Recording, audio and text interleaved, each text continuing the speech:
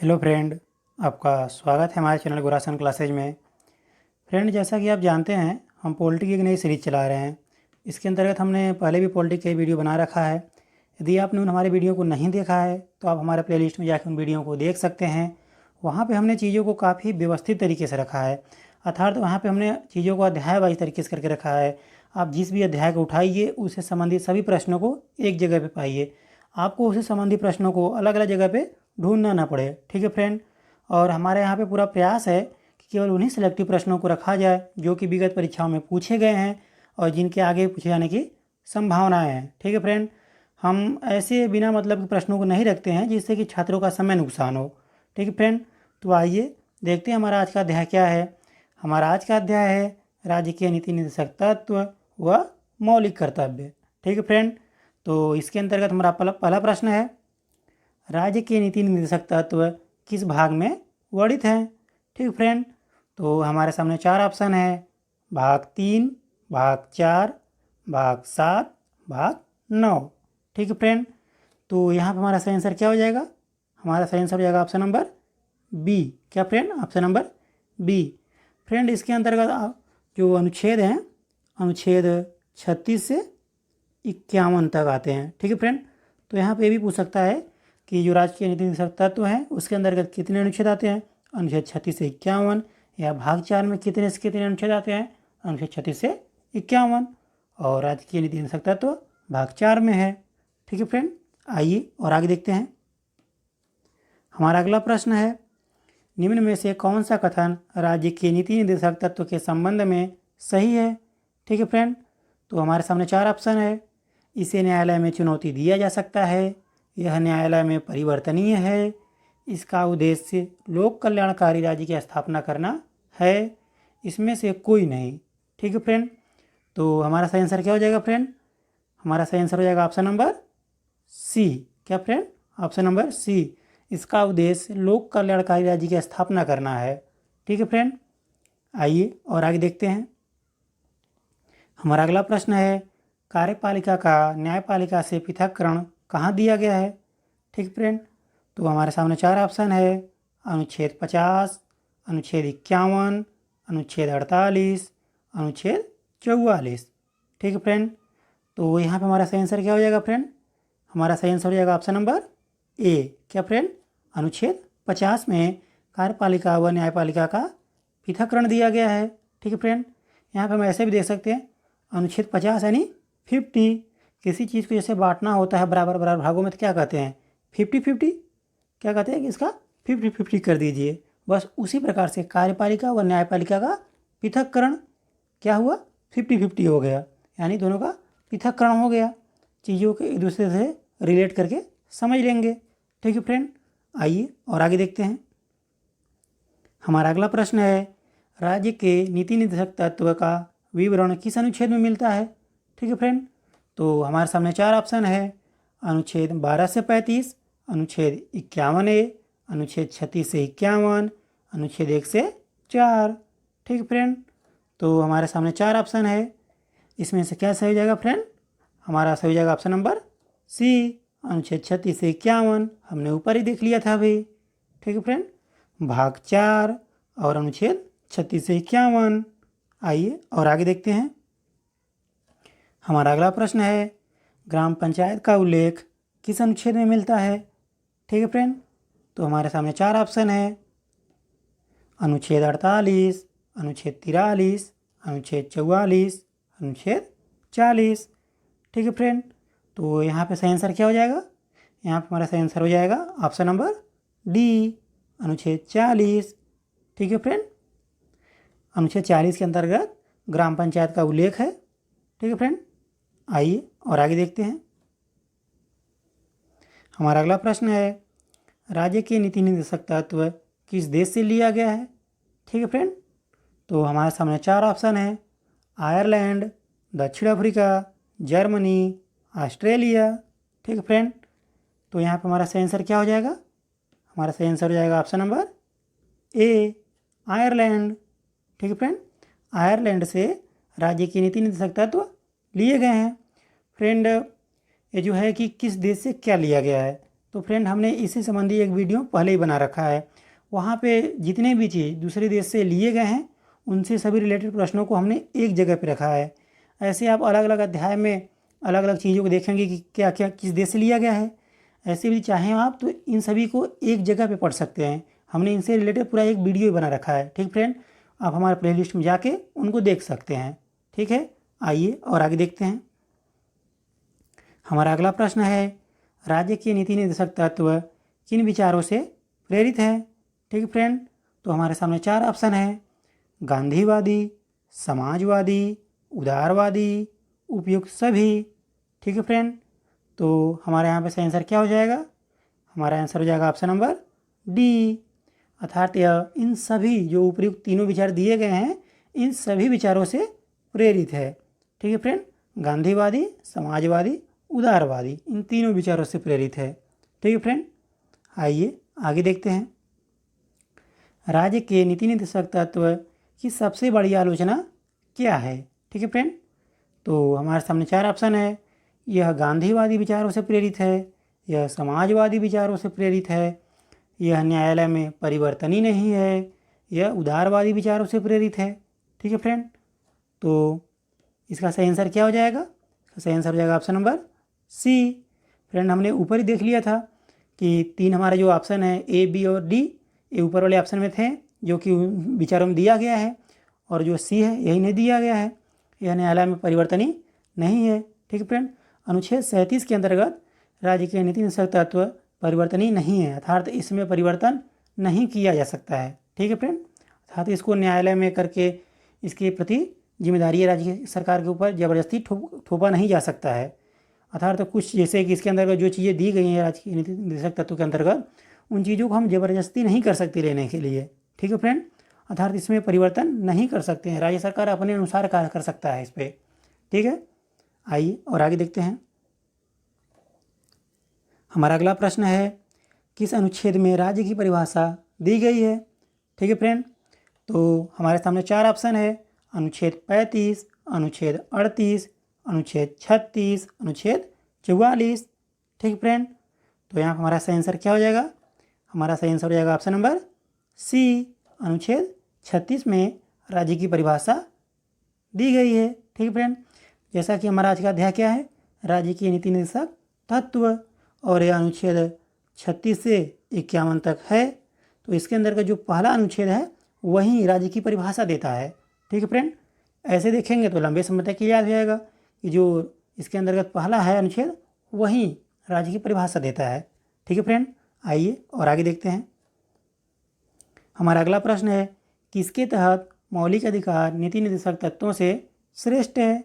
ठीक है फ्रेंड, क्या है फ्रेंड, यहाँ पे देखेंगे कई प्रश्न इससे रिलेटेड ही होते हैं और घुमा घुमा कर पूछे जाते हैं। तो यहाँ पे कोड वर्ड को ध्यान देंगे।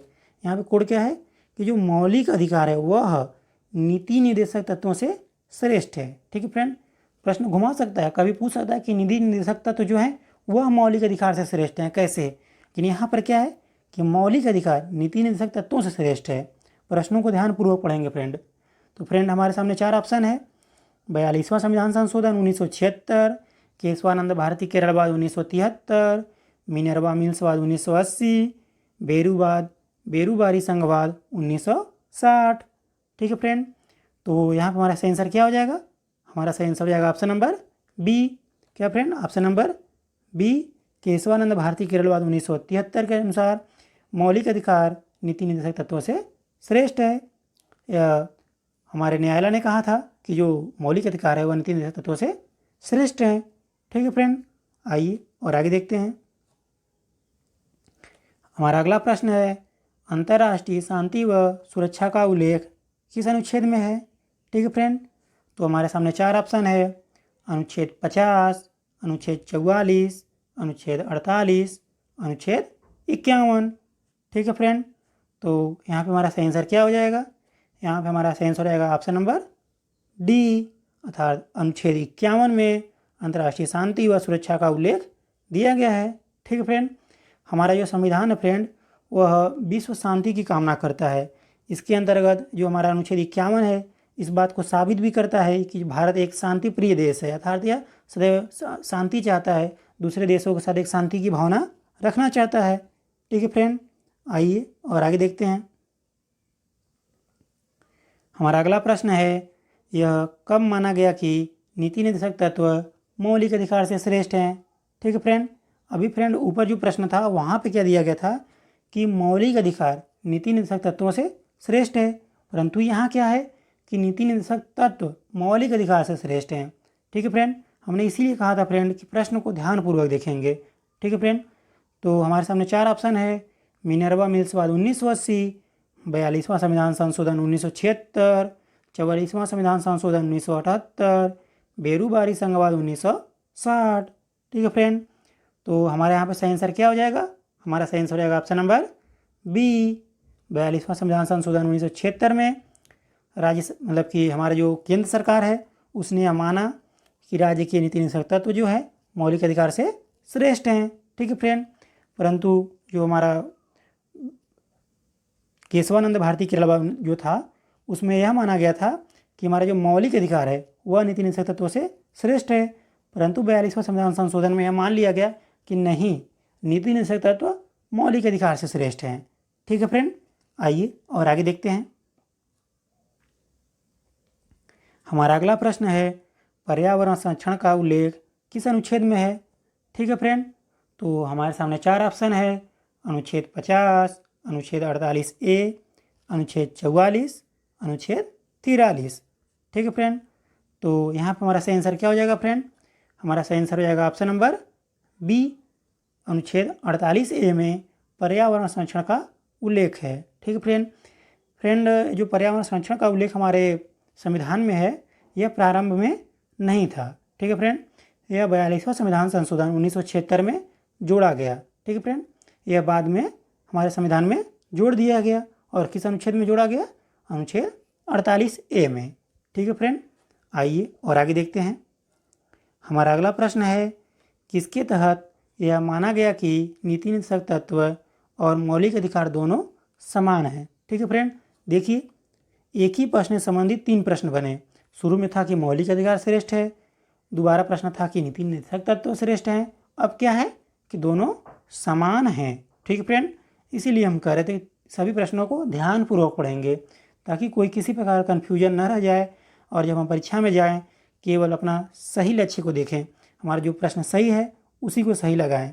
ठीक है फ्रेंड, तो यहाँ पे हमारे सामने 4 ऑप्शन हैं, केशवानंद भारती केरलवाद 1973, 44वां संविधान संशोधन 1978, बेरूबारी संघवाद 1960, मिनर्वा मिल्सवाद 1980। ठीक है फ्रेंड, तो यहाँ पर हमारा सही आंसर क्या हो जाएगा फ्रेंड?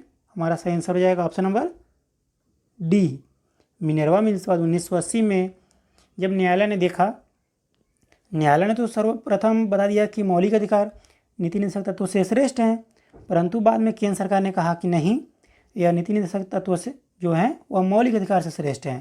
ठीक है फ्रेंड, तो अंत में मिनर्वा मिल्सवाद 1980 में जो हमारा न्यायालय था उसने कहा कि नहीं, अब जो नीति निर्देशक तत्व हैं और जो मौलिक अधिकार है यह दोनों समान है।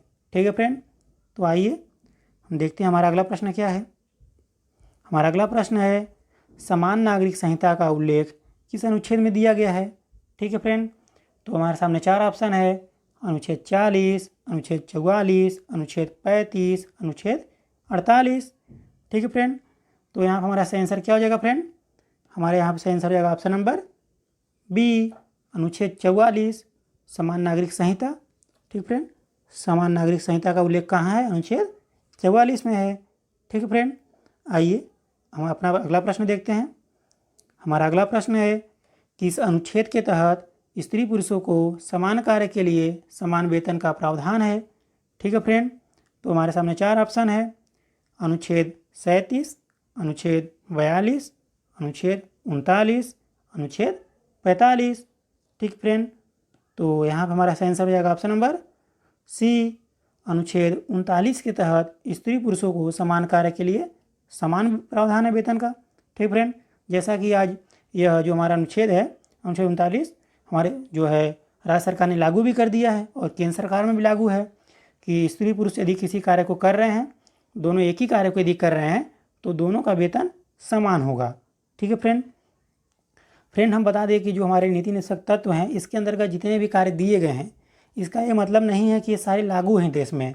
इसका केवल इतना उद्देश्य है कि सरकार के पास जब सुविधा उपलब्ध हो जाएगा तो सरकार जनता को इस प्रकार की सुविधाएं उपलब्ध कराएगा। ठीक है फ्रेंड, राज्य के नीति निषेधक तत्व का उद्देश्य यही है कि यह सरकार को उनके जनता के प्रति उद्देश्यों को याद दिलाए कि जनता के प्रति आपका कुछ उद्देश्य है, आपको जनता के प्रति कुछ अच्छे कार्य करने हैं। यदि आपके पास उस प्रकार से सुविधाएं उपलब्ध हो जाती हैं, टैक्स रेवेन्यू जो है बढ़ जाता है, तो आप सरकार के द्वारा जनता को कुछ दिया जाए तथा राज्य सरकार जनता को कुछ अच्छा दे, जो इसके अंतर्गत है उनको सरकार जनता को देने का प्रयास करे। ठीक है फ्रेंड, बस इतना ही इसका मतलब होता है। और अनुच्छेद 39 के तहत स्त्री पुरुषों को समान कार्य के लिए समान वेतन है, जो कि अब लागू भी हो चुका है। ठीक है फ्रेंड, आइए और आगे देखते हैं। हमारा अगला प्रश्न है, भारतीय संविधान में किस प्रकार के न्याय की व्यवस्था नहीं है। ठीक है फ्रेंड, तो हमारे सामने 4 ऑप्शन है, सामाजिक, धार्मिक, राजनीतिक, आर्थिक। ठीक है फ्रेंड, तो हमारे सामने जो 4 ऑप्शन है इसमें से हमारा सही क्या हो जाएगा? हमारा सही हो जाएगा ऑप्शन नंबर बी। क्या फ्रेंड? बी। हमारे संविधान में धार्मिक न्याय की व्यवस्था नहीं है। ठीक है फ्रेंड, सामाजिक, राजनीतिक और आर्थिक न्याय की तो व्यवस्था है, परंतु धार्मिक न्याय की व्यवस्था नहीं है, क्योंकि हमारा जो देश है वो पंथ निरपेक्ष देश है। अर्थात यहाँ पे सभी धर्मों को मानने की समान व्यवस्था है। आप किसी भी धर्म को मान सकते हैं, उसको अपना सकते हैं, उससे संबंधित शिक्षा है, पूजा पाठ है, उसको आप अपना सकते हैं। ठीक है फ्रेंड, अतः यहाँ पे धार्मिक न्याय की व्यवस्था नहीं है। ठीक है फ्रेंड, आइए और आगे देखते हैं। हमारा अगला प्रश्न है, 6 वर्ष से कम उम्र के बच्चों के शिक्षा का प्रावधान किस अनुच्छेद के तहत किया गया है। ठीक है फ्रेंड, तो हमारे सामने 4 ऑप्शन है, अनुच्छेद 45, अनुच्छेद 48, अनुच्छेद 42, अनुच्छेद 56। ठीक है फ्रेंड, तो यहाँ पर हमारा सही आंसर क्या हो जाएगा? हमारा सही आंसर हो जाएगा ऑप्शन नंबर ए। अनुच्छेद 45 में 6 वर्ष से कम उम्र के बच्चों का शिक्षा का प्रावधान है। फ्रेंड, यहाँ पे पहले क्या था कि यहाँ पे 6 वर्ष से कम उम्र के बच्चों की शिक्षा का प्रावधान नहीं था। प्रारंभ में जब हमारा संविधान बना उस समय अनुच्छेद 45 के अंतर्गत 6 वर्ष से 14 वर्ष, क्या फ्रेंड?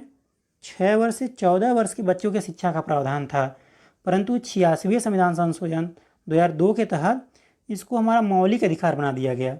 क्या फ्रेंड? इसको मौलिक अधिकार बना दिया गया, जिसके अंतर्गत इसको अनुच्छेद 21A के अंतर्गत डाल दिया गया। ठीक है फ्रेंड, जब यह मौलिक अधिकार बन गया तो फिर हमारा अनुच्छेद 45 खाली हो गया। ठीक है फ्रेंड, तो वहाँ पे 6 वर्ष से कम उम्र के बच्चों की शिक्षा का प्रावधान कर दिया गया। ठीक है फ्रेंड, तो दोनों को रिलेट करके समझ लेंगे हम। क्या फ्रेंड, कि इस अनुच्छेद 45 में पहले शिक्षा का जो अधिकार था, मतलब शिक्षा के बारे में दिया गया था, 6 वर्ष से 14 वर्ष के बच्चों की शिक्षा, परंतु उसको मौलिक अधिकार बना दिया गया, तो यहाँ पे यह खाली हो गया, तो 6 वर्ष के बच्चों के शिक्षा का प्रावधान कर दिया गया। ठीक है फ्रेंड, आइए और आगे देखते हैं। हमारा अगला प्रश्न है, राज्य के नीति निषेधक तत्वों का उद्देश्य क्या है। ठीक है फ्रेंड, तो हमारे सामने 4 ऑप्शन है, लोक कल्याणकारी राज्य की स्थापना करना, आर्थिक सामाजिक लोकतंत्र की स्थापना करना, हिंदू राज्य की स्थापना करना, ए व बी दोनों। ठीक है फ्रेंड, तो यहाँ पर हमारा सही आंसर क्या हो जाएगा? हमारा सही आंसर हो जाएगा ऑप्शन नंबर डी। क्या फ्रेंड? ए व बी दोनों। अर्थात राज्य के जो नीति निर्देशक तत्व होते हैं उनका उद्देश्य होता है लोक कल्याणकारी राज्य की स्थापना करना एवं आर्थिक सामाजिक लोकतंत्र की स्थापना करना। ठीक है फ्रेंड, आइए और आगे देखते हैं। हमारा अगला प्रश्न है, किस अनुच्छेद के तहत राज्य के नीति निर्देशक तत्व न्यायालय में परिवर्तनीय नहीं है। ठीक है फ्रेंड, अर्थात किस अनुच्छेद के तहत इसमें एक परिवर्तन, मतलब न्यायालय में हम इसके खिलाफ यदि कोई जो इसमें अनुच्छेद दिए गए हैं यदि लागू नहीं होते हैं तो किसके अनुसार हम न्यायालय में इसके खिलाफ कंप्लेन नहीं कर सकते हैं या राज्य सरकार पर यह ब्लेम नहीं कर सकते, आप इसको लागू करिए। ये कौन सा अनुच्छेद ऐसा कहता है। ठीक है फ्रेंड, तो हमारे सामने 4 ऑप्शन है, अनुच्छेद 37, अनुच्छेद 36, अनुच्छेद 39, अनुच्छेद 46। ठीक है फ्रेंड, तो यहाँ हमारा सही आंसर क्या हो जाएगा? हमारा सही आंसर हो जाएगा ऑप्शन नंबर ए, अनुच्छेद 36। ठीक फ्रेंड, आपको यहाँ पे हम बता दें कि जो हमारे मौलिक अधिकार होते हैं यदि वह लागू नहीं होते हैं तो हम न्यायालय में इसके खिलाफ अपील करते हैं और न्यायालय हमारे उन मौलिक अधिकारों को हमको प्राप्त करने में हमारी मदद करता है। ठीक फ्रेंड। परंतु जो हमारे नीति निर्देशक तत्व हैं इनके खिलाफ हम न्यायालय में पेश नहीं कर सकते, न्यायालय में इसके खिलाफ हम कंप्लेन नहीं कर सकते हैं। ठीक है फ्रेंड, बस दोनों में यही अंतर है। ठीक है फ्रेंड, तो वहीं यहाँ पे दिया गया था कि क्या न्यायालय में परिवर्तनीय नहीं है, किसके तहत, तो अनुच्छेद 37 के तहत न्यायालय में परिवर्तनीय नहीं है। ठीक है फ्रेंड, आइए और आगे देखते हैं। हमारा अगला प्रश्न है मूल कर्तव्य किस भाग में वर्णित है। ठीक है फ्रेंड, तो हमारे सामने 4 ऑप्शन है, भाग 5 क, भाग 7, भाग 4 क, भाग 3। ठीक है फ्रेंड, तो यहाँ पे सही आंसर क्या हो जाएगा, यहाँ पे सही आंसर हो जाएगा ऑप्शन नंबर सी, भाग 4 क में मूल कर्तव्य का वर्णन है। ठीक है फ्रेंड, और भाग 4 क के अंतर्गत अनुच्छेद 51 क में, क्या फ्रेंड, अनुच्छेद 51 क में मूल कर्तव्य दिया गया है। फ्रेंड कभी कभी यहाँ पे अनुच्छेद जो हमारा भाग है, भाग 4 क न देकर के भाग 4 ए दे देगा। यहाँ जो हमारा अनुच्छेद 51 क है, यहाँ पर अनुच्छेद की जगह पे 51 ए दे देगा, तो उस चीज़ को भी हम समझ लेंगे, मतलब वही है। ठीक है फ्रेंड, तो मूल कर्तव्य किस भाग में है, भाग 4 क में है, किस अनुच्छेद में है, अनुच्छेद 51 क में है। ठीक है फ्रेंड, आइए और आगे देखते हैं। हमारा अगला प्रश्न है मूल कर्तव्य किस देश से लिया गया है। ठीक है फ्रेंड, तो हमारे सामने 4 ऑप्शन है, जापान, अमेरिका, रूस, ऑस्ट्रेलिया। ठीक है फ्रेंड, तो हमारे सामने इन चारों ऑप्शनों में से क्या सही हो जाएगा, हमारा सही हो जाएगा ऑप्शन नंबर सी, क्या फ्रेंड, रूस से। मूल कर्तव्य कहाँ से लिया गया है, मूल कर्तव्य रूस से लिया गया है। यहाँ पे मान लेंगे कि जो हमारा रूस है वह कहता है कि हमें जो भारत हमारा है वह एक मित्र देश है, अतः इसकी रक्षा करना या इसे किसी भी परेशानियों में साथ देना मेरा मौलिक कर्तव्य है। ठीक फ्रेंड, देख लेंगे कि हमारा रक्षा करना क्या है, मौलिक कर्तव्य है। तो मौलिक कर्तव्य कहाँ से लिया गया, रूस से लिया गया है। ठीक है फ्रेंड, आइए और आगे देखते हैं। हमारा अगला प्रश्न है वर्तमान में मूल कर्तव्यों की संख्या कितनी है। ठीक है फ्रेंड, क्या है फ्रेंड, वर्तमान में यहाँ लिखा गया फ्रेंड, वर्तमान में मूल कर्तव्य की संख्या कितनी है, फ्रेंड, 11। ठीक है फ्रेंड, कितने मूल कर्तव्य हैं, 11 है फ्रेंड वर्तमान में। और जो हमारा संविधान बना था तो कितने थे, 10 थे। कितने फ्रेंड, जब संविधान बना था तो 10 थे, और इस समय कितने हैं, 11 हो गए हैं। तो फ्रेंड कभी कभी बन जाता है कि जो हमारा 11वां मौलिक कर्तव्य जुड़ा है वह क्या है। तो फ्रेंड हमने देखा था कि 86वें संविधान संशोधन 2002 के तहत जो 6 वर्ष से 14 वर्ष के बच्चों के शिक्षा का प्रावधान था उसको मौलिक अधिकार बना दिया गया कि इनको शिक्षा मिलनी चाहिए या इनका मौलिक अधिकार है। ठीक है फ्रेंड, परंतु फ्रेंड शिक्षा मिलेगी कैसे, जब हमारे यदि जो गार्जियन लोग हैं या माता पिता हैं यदि हमें शिक्षा के लिए भेजेंगे तभी तो शिक्षा मिलेगी। तो यहाँ पे माता पिता के लिए यह मौलिक कर्तव्य बना दिया गया कि आपको अपने बच्चों को स्कूल भेजना है, तो उनको अपनी शिक्षा जो प्रारंभिक शिक्षा है 6 वर्ष से 14 वर्ष के बच्चों की, उनके लिए आपको उनको स्कूल भेजना है, यह माता पिता का मौलिक कर्तव्य होगा। फ्रेंड यहाँ हमारा पहला प्रश्न है कि भारतीय संविधान में मूल कर्तव्य को कब जोड़ा गया। ठीक है फ्रेंड, तो हमारे सामने 4 ऑप्शन है, 44वां संविधान संशोधन 1978, 52वां संविधान संशोधन, 36वां संविधान संशोधन, 42वां संविधान संशोधन 1976। ठीक है फ्रेंड, तो यहाँ पे हमारा सही आंसर क्या हो जाएगा फ्रेंड, हमारा सही आंसर हो जाएगा ऑप्शन नंबर डी, 42वां संविधान संशोधन 1976 में मूल कर्तव्य जोड़ा गया। ठीक है फ्रेंड, और कुल कितने मूल कर्तव्य हैं, 11 हैं। ठीक है फ्रेंड, आइए और आगे देखते हैं। हमारा अगला प्रश्न है किसकी अनुशंसा पर मूल कर्तव्य को भारतीय संविधान में जोड़ा गया। ठीक है फ्रेंड, अर्थात किस समिति की अनुशंसा पर मूल कर्तव्य को भारतीय संविधान में जोड़ा गया। तो हमारे सामने 4 ऑप्शन है, अशोक मेहता समिति, सरदार स्वर्ण सिंह समिति, बलवंत राय मेहता समिति, या इनमें से कोई नहीं। ठीक है फ्रेंड, तो हमारे यहाँ पे सही आंसर क्या हो जाएगा, हमारा सही आंसर हो जाएगा ऑप्शन नंबर बी।